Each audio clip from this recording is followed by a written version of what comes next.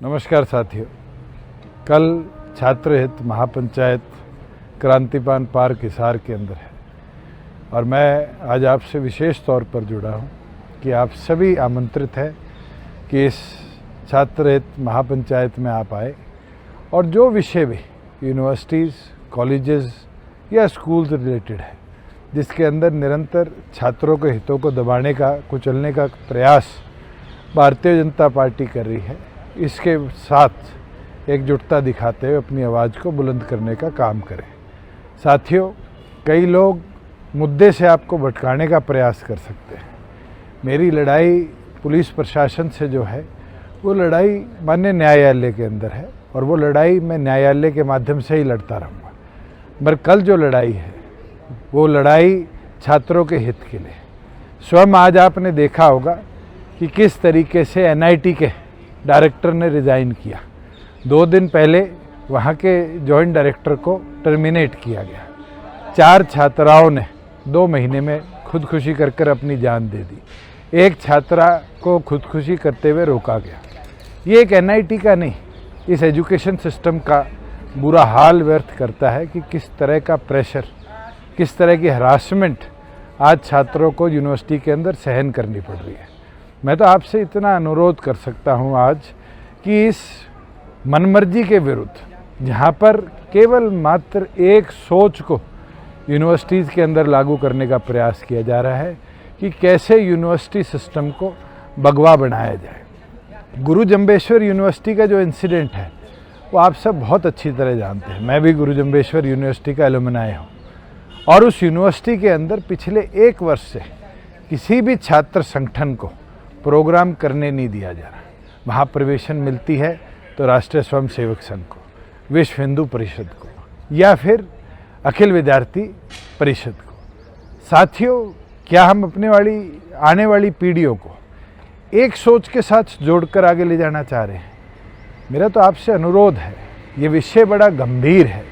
अगर इसी तरह चलता रहा और यूनिवर्सिटीज़ का भगवाकरण होता रहा तो आने वाले भविष्य के अंदर हमारे बच्चे जो हैं वो इन्हीं की सोच के साथ देश को आगे बढ़ाने का काम करेंगे। देश प्रजातांत्रिक देश है।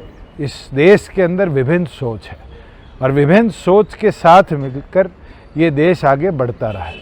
आज जब मैं आपसे जुड़ रहा हूँ तो ये सवाल भी आपके मन में ज़रूर सोचिएगा रात भर कि क्या आप अपने भाई बहन जो अब हाई स्कूल में हैं, कॉलेज में जाने वाले हैं, क्या आपके बच्चे जो भविष्य के अंदर इन यूनिवर्सिटीज़ में पढ़ेंगे, क्या आप उनके भविष्य को बचाने का प्रयास करेंगे?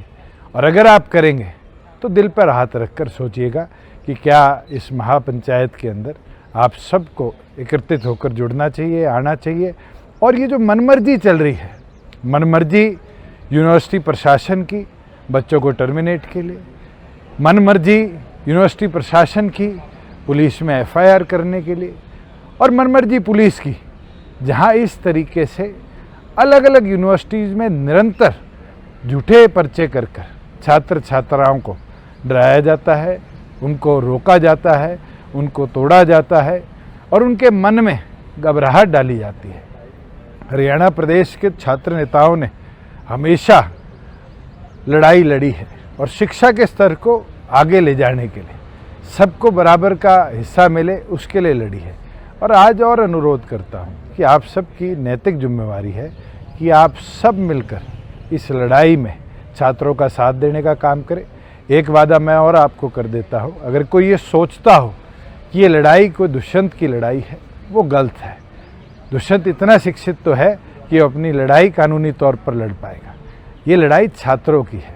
तो इसलिए एक निवेदन आपसे है, अगर आप इस मनमर्जी के विरुद्ध छात्रों की एकता के अंदर साथ देने के लिए खड़े होना चाहते हैं तो कल क्रांतिमान पार्क हिसार में आकर अपनी आवाज़ को बुलंद करिए।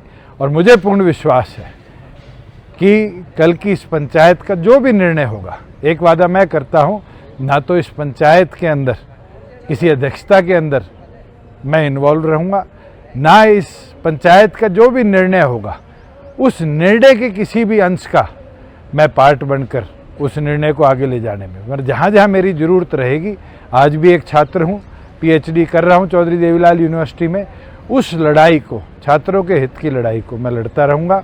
और मैं तो आप सबसे अनुरोध करता हूँ, सारे भाइयों बहनों से, कि आप लोग आइए, सारे उन पूर्व प्रधानों से जिनने अलग कॉलेजेस में, अलग यूनिवर्सिटीज़ में अपना नेतृत्व दिया है, कि आइए अपनी बात रखिए और हरियाणा के शिक्षा सिस्टम को मजबूती से बुलंद करने के लिए, मजबूती से भविष्य देने के लिए, ताकत देने के लिए अपनी आवाज़ को बुलंद कर इस पंचायत में आप सब आए। आपका बहुत बहुत धन्यवाद।